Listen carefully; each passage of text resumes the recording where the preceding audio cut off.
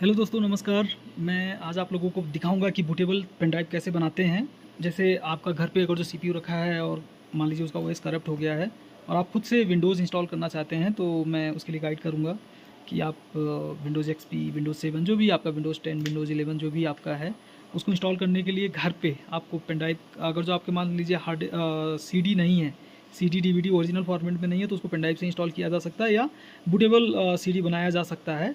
तो मैं pen drive फिलहाल बताऊंगा कि कैसे बूटेबल बनाते हैं, उसके लिए मैं गाइड करूंगा और साथ साथ में ये भी बताऊंगा कि कहाँ से आपको ओएस डाउनलोड करना है, इमेज फाइल, आईएसओ फाइल, क्योंकि बूटेबल के लिए आईएसओ फाइल बहुत ज़रूरत है, इमेज फाइल, जिसके बिहाफ पे ही वो क्या करेगा, बूटेबल बनेगा और फिर वो इंस्टॉल होगा। आइए मैं दिखाता हूँ। और जो भाई लोग मेरे चैनल पे पहली बार आए हैं, वो मेरे वीडियो को जरूर, चैनल को जरूर सब्सक्राइब कर लीजिएगा, वीडियो को लाइक ज़रूर करिएगा। Thank you. पहले आप लोगों को ना एक पेन ड्राइव लेना है जो मान के चलिए, अगर जो आपका विंडोज़ 10 इंस्टॉल करना चाहते हैं या विंडोज़ 11, तो उसके लिए ना कम से कम 8 GB तो ज़रूरत पड़ जाता है, वो बूट करने में लग जाता है। तो बेटर होगा आप मिनिमम 16 GB या 32 GB का ले लीजिएगा। रेट का बहुत फ़र्क नहीं पड़ता है, तो इसलिए 16 GB या 32 GB, मिनिमम 16 GB होना चाहिए, तो उस पर अच्छे से काम करेगा। तो पहले मैं क्या किया, मैंने पेन ड्राइव यहाँ पर इंसर्ट कर दिया, ठीक है। और साथ साथ में मैं आपको दिखाता हूँ कौन से वेबसाइट से जाना है, क्या सॉफ्टवेयर इंस्टॉल करना है, डाउनलोड करना है। पहले आप आ जाइए, एक एप्लीकेशन है, रूफूस नाम है इनका। हाँ, इन भाई साहब का रूफूस नाम है। ये वेबसाइट है इनका rufus.ie। सो कुछ इस तरह का इनका वेबसाइट खुलेगा, आप देख सकते हैं, rufus.ie.en करके है इंग्लिश में। और कुछ ना इनका ये वाला पेज इस तरह से खुलता है, मैं अभी दिखाऊंगा कहाँ पे आता है ये। और यहाँ से ये एप्लीकेशन डाउनलोड करने का ऑप्शन दिया है इन्होंने। ये मैं इसका लिंक भी डिस्क्रिप्शन में दे दूंगा इस वेबसाइट का। और यहाँ पे देख सकते हैं ये डेट है, कब कब का अपडेटेड है ये लास्ट। तो 15 जून का ये लास्ट है, तो मैं क्या करूँगा, 15 जून का जो रिसेंट है, ये भी 15 जून का ही था। स्टैंडर्ड है, पोर्टेबल है, तो हम क्या करेंगे, कोई भी आप स्टैंडर्ड ही कर लीजिए, ठीक है। हमने स्टैंडर्ड को डाउनलोड करने की कोशिश की है, ये हमने लगा दिया 4.9, ठीक है, ओके। तो हमारा एप्लीकेशन डाउनलोड हो गया है, अब हम इसको इंस्टॉल करेंगे।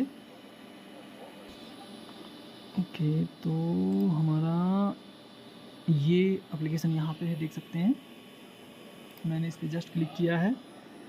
क्लिक करने के साथ साथ में ये वाला पेज खुला है जो इन्होंने अपनी वेबसाइट पे यहाँ पे दिखाया था ना, ये वाला पेज। तो आप देख सकते हैं इनका जो एक ये खुला है ना, एक्चुअली क्या ये इंस्टॉल नहीं होता, .exe फाइल नहीं है ये, जस्ट क्या करेगा, एग्जीक्यूट कर जाता है डायरेक्टली, इंस्टॉल करने की ज़रूरत नहीं है, ठीक है। आप उस आइकन पे क्लिक करेंगे जहाँ पे भी ये डाउनलोडेड, आप उस पर क्लिक करेंगे तो ये इस तरह से कुछ पेज खुलेगा, ठीक है। अभी मैं दिखाता हूँ और आगे क्या क्या प्रोसेस करना है। तो सबसे पहले हम क्या करेंगे, इस सिस्टम पे जाएंगे, इस पर, ठीक है। सबसे पहले हम यहाँ पे आए। अब यहाँ पे पूछ रहा है डिस्क या आईएसओ इमेज फाइल, आप सेलेक्ट करिए। हम यहाँ पे चले गए। अब यहाँ से हमें चूज़ करना है, मान लीजिए कोई भी विंडोज़ का इमेज फाइल जो भी आपका, ऐसा कुछ दिखेगा। ये देख सकते हैं आईएसओ फाइल है ये, इसमें दिखाएगा इसके ऑप्शंस में। ये 2.83 का है जीबी का, Windows 7 service pack 1 ultimate version है इसका। और मैंने इसमें विंडोज़ एक्सपी प्रो भी डाल रखा था। तो विंडोज़ एक्सपी प्रो का जो इमेज फाइल था उसका 700 या 800 MB के आसपास का साइज़ था ये, ठीक है। अब मान लीजिए हमें विंडोज़ एक्सपी इंस्टॉल करना है, ठीक है। तो हमने क्या किया, विंडोज़ एक्सपी चूज़ किया, इसको ओपन किया। ओपन करने के बाद में जैसे ही ओपन करेंगे तो ये कुछ इस तरह का आएगा। यहाँ पे ना पार्टीशन स्कीम आता है ऑप्शन। तो पार्टीशन स्कीम में जैसे विंडोज़ एक्सपी अगर जो डालेंगे तो ज़्यादातर उसमें ना MBR चूज़ करना पड़ता है, नहीं तो एक और ऑप्शन आता है, मैं भूल गया क्या ऑप्शन था।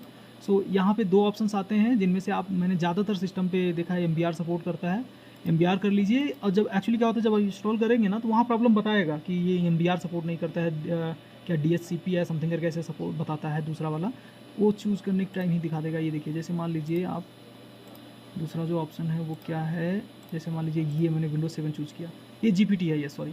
तो GPT या MBR, देखिए विंडोज़ 7 में दोनों ऑप्शन आ रहा है, GPT लेंगे या MBR लेंगे, ठीक है। और विंडोज़ XP जब मैंने चूज़ किया, जैसे मान लीजिए विंडोज़ XP मैंने चूज़ किया, तो ये बाय डिफ़ॉल्ट क्या है, GPT हट जाएगा, अभी ये MBR ले लेगा, ठीक है, MBR। अब यहाँ पे ऑप्शंस नहीं आ रहे हैं। विंडोज़ XP जो है वो आपका MBR में ही सपोर्ट करता है। तो हमने यहाँ पे सब कुछ कर लिया। अब यहाँ पे कोई भी चेंज करने की ज़रूरत नहीं है ज़्यादा कुछ, ये एज इट इज़ ही रहेगा। अब आप इसको स्टार्ट कर दीजिए, ठीक है। ये बोलेगा कि जो भी डेटा है उसमें ना वो फॉर्मेट हो जाएगा, कोई भी डेटा बैकअप नहीं हो सकता है, तो ओके कर दीजिए। वो पेन ड्राइव को फॉर्मेट ही करता है पहले, तो ये कुछ कुछ इस तरह से ना, मतलब इनका पेज इस तरह से रहता है और यहाँ पे दिखाएगा कि ये बन रहा है। अभी ये जब 100% हो जाएगा तो आप यहाँ पे दिखाएगा क्लोज़ करने के लिए और स्टार्ट करने के लिए फिर से इनेबल कर देगा। सो जब भी क्लोज़ करने का ऑप्शन आ जाए मतलब वो कंप्लीट हो गया है, ठीक है। तो इस तरह से आप क्या करेंगे, पेन ड्राइव को बूटेबल बना सकते हैं इजीली, और आप घर पे बैठ के अपना खुद ही सिस्टम फॉर्मेट कर सकते हैं जो भी ज़रूरत है। जैसा मैंने बताया विंडोज़ 7 आप जब डालते हैं तो यहाँ पे MBR और GPT का जो ऑप्शन था, तो कई बार ऐसा होता है GPT आप फॉर्मेट करेंगे, बाय डिफ़ॉल्ट विंडोज़ 7 में GPT उठाएगा। GPT जब आप इंस्टॉल करेंगे तो एक ब्लू कलर का, मतलब इंस्टॉलेशन के टाइम में एक एरर मैसेज दिखाता है, मैं अटैच कर दूंगा इसके साथ में वो पेज जो आता है। तो वहाँ जब अगर जो ऐसा कुछ आ गया तो फिर से वो यहाँ पे आके MBR सेलेक्ट कर लेना है विंडोज़ 7 के लिए। और विंडोज़ XP में तो बाय डिफ़ॉल्ट ही MBR है, यहाँ पे ऑप्शंस नहीं आते हैं। और जैसा मैंने दिखाया, मतलब वहाँ पे आपका OS सेटिंग में जाना है, SATA के पोर्ट में आपको IDE चूज़ करना है अगर जो आप विंडोज़ XP इंस्टॉल करते हैं, और DSCP या क्या है वो दूसरा वाला चूज़ करना है ऑप्शन अगर जो आप विंडोज़ 7 इंस्टॉल करते हैं। तो विंडोज़ XP के केस में वो IDE में ही सिर्फ होगा। वो मैं दिखा देता हूँ। जैसे मान लीजिए ये है ना, तो अभी जो SATA मैंने ऑप्शन बताया था चूज़ करने के लिए वो कहाँ आएगा दिखा देता हूँ मैं। तो ये देखिए, ये कॉपिंग आइसो फाइल से चल रहा है। अभी F12 मैंने प्रेस किया तो ये बूट मेन्यू में आ जाएगा। बूट मेन्यू में मुझे इंटर सेटअप पे जाना है। सेटअप पे जाने के बाद में सारे सिस्टम में लगभग इसी तरह रहता है कुछ कुछ ऑप्शंस, और इसमें ना पेरिफेरल्स में आना, जैसे ASCI के रखना है विंडोज़ 7 एंड एबव में, बट IDE इसमें दो ही ऑप्शन आता है, IDE है या रेड है ऑप्शन, वो विंडोज़ XP के लिए होता है। बट विंडोज़ XP जो IDE सपोर्ट करता है, रेड जो है वो मतलब यही विंडोज़ 7, 8, 10 इन सब के लिए रहता है। तो ASCI जो है वो आपका विंडोज़ 7 एंड एबव, और IDE जो है वो विंडोज़ XP। तो फिलहाल मैं इसमें विंडोज़ विंडोज़ 7 है इसलिए मैंने कुछ नहीं किया।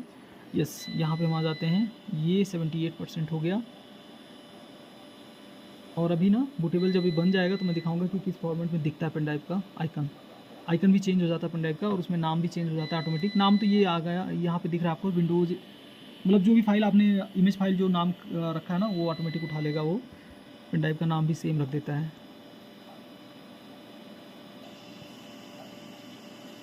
तो ये विंडोज़ XP जो है, विंडोज़ XP का बहुत ज़्यादा साइज़ नहीं होता है, आपका 4 GB के पेन ड्राइव में भी विंडोज़ XP हो जाएगा, बट 8 GB रखिए। यस, ये देखिए ये रेडी हो गया फिर से, मतलब ये फिर से अभी ये कंप्लीट हो गया। यहाँ पे देखिए क्लोज का ऑप्शन आ गया, यहाँ स्टार्ट करते ही फिर से वो बर्न करेगा। तो दोस्तों इस तरह से आप बूटेबल पेन ड्राइव बना सकते हैं और अपना डिजायर्ड विंडोज़ अपने सिस्टम में इंस्टॉल कर सकते हैं। और विंडोज़ का जैसे मैंने बताया कि कहाँ से डाउनलोड करना है, मैं उसका वेबसाइट का लिंक जो है डिस्क्रिप्शन में डाल दूँगा, आप लोग वहाँ से डाउनलोड कर सकते हैं। और इससे रिलेटेड किसी को कोई भी हेल्प चाहिए तो प्लीज़ कमेंट करिए, मैं ज़रूर हेल्प करूँगा। सो आई होप कि ये मेरा वीडियो आप लोगों का हेल्प कर पाएगा बूटेबल पेन ड्राइव बनाने में और OS डाउनलोड करने में। आप लोग जैसा मैंने बताया कि गेट इनटू PC से आप OS डाउनलोड कर लीजिए, जो भी आपकी डिजायर्ड सिस्टम है, मतलब OS है। और बूटेबल पेन ड्राइव बनाने का तरीका जैसा मैंने बताया कि आप रूफूस डाउनलोड करिए, बहुत ही सिंपल है। रूफूस सबसे अच्छा है, इसके पहले मैंने 1-2 और यूज़ किया था, मुझे नहीं मज़ा आया। ये सबसे साधारण सा लगा एप्लीकेशन रूफूस से आप डाउनलोड करिए और डायरेक्टली एग्जीक्यूटेबल अपना उसका आइकन रहता है। अब वहाँ से अपने जैसे मैंने बताया GPT और MBR का जो ऑप्शन है कन्फ्यूजन वाला, विंडोज़ XP के केस में MBR ही बाय डिफ़ॉल्ट लेता है, और GPT और MBR जो है आपका विंडोज़ 7 एंड एबव में ऑप्शन रहता है। तो जब आप इंस्टॉल करेंगे तो उस टाइम में आपको एरर दिख जाएगा, और ज़्यादा टाइम नहीं लेता, 5 मिनट से 10 मिनट ज़्यादा से ज़्यादा लेगा वो बूटेबल बनाने में। तो इन केस GPT में नहीं हो रहा है तो MBR में कर लीजिए, MBR में नहीं हो रहा तो GPT में कर लीजिए, तो वहाँ से आप कर सकते हैं। ओके, आई होप कि मेरा वीडियो हेल्प किया होगा आप लोगों को। बाय।